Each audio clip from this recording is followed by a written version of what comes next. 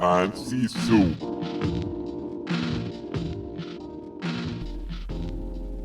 At my work, there is a girl named Claudia. I am most attracted to her, but only too aware that she would never notice me. Not unless I made her take notice. But how do you force someone to notice you? It was a Monday morning when I first formulated my plan. I had been sat watching her, sipping carefully from my flask of piping hot Ribena.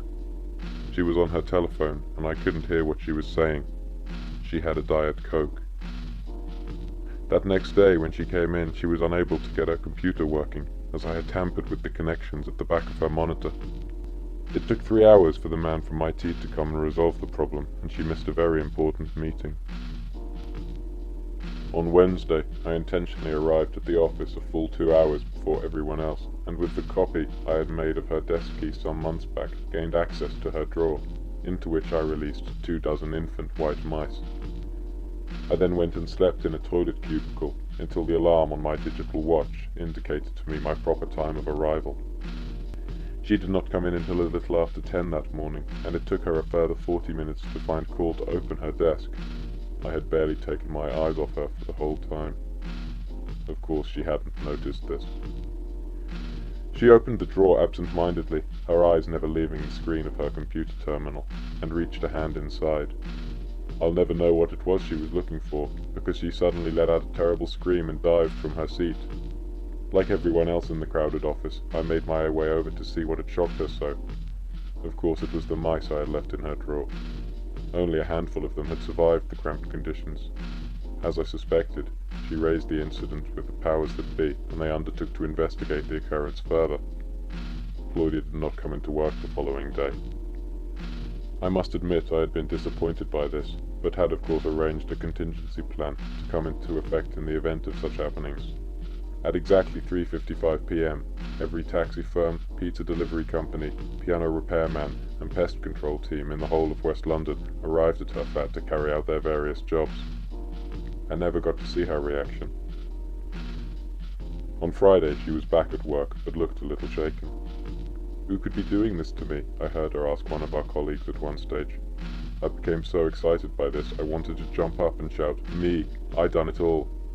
But instead I just stapled some of my skin to the desk and kept watching her silently. By the end of the day, she seemed to have relaxed somewhat, perhaps relieved that nothing seemed to have gone amiss all afternoon. She began to weep a little when she discovered her car was not where she had left it. She wasn't to know at that point that it was in Epping Forest, a burnt-out shell.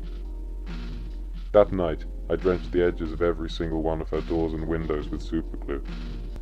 To my dismay, she did not attempt to even leave the house all weekend, and only became aware of the problem first thing Monday morning. I watched her from my car as she banged on the windows and doors until she became enfeebled beyond her frustration. Then I drove to work. I got there just in time to hear her explaining her situation to our boss.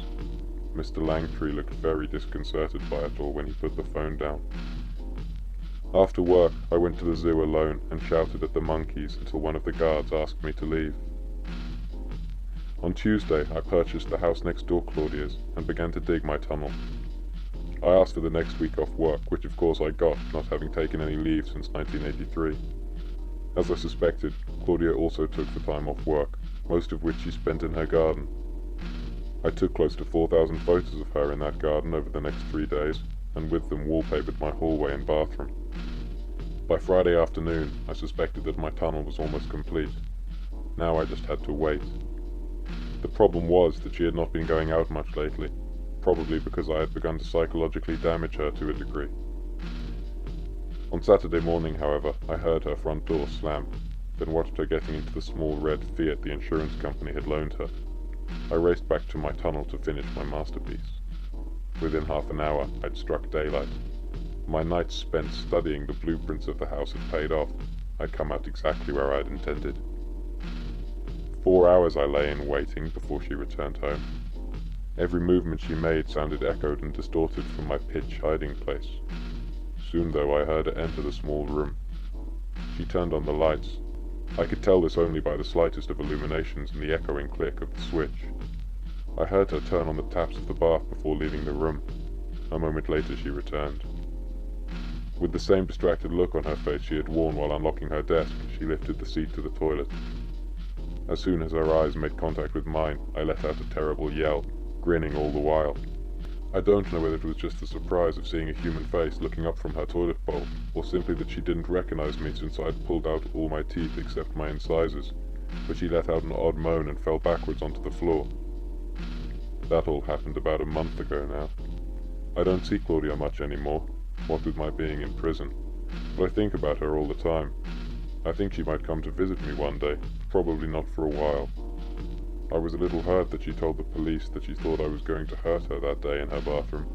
I was only playing a practical joke, like all the other practical jokes, like when I burnt her car in Epping Forest. I thought women liked a man with a sense of humor.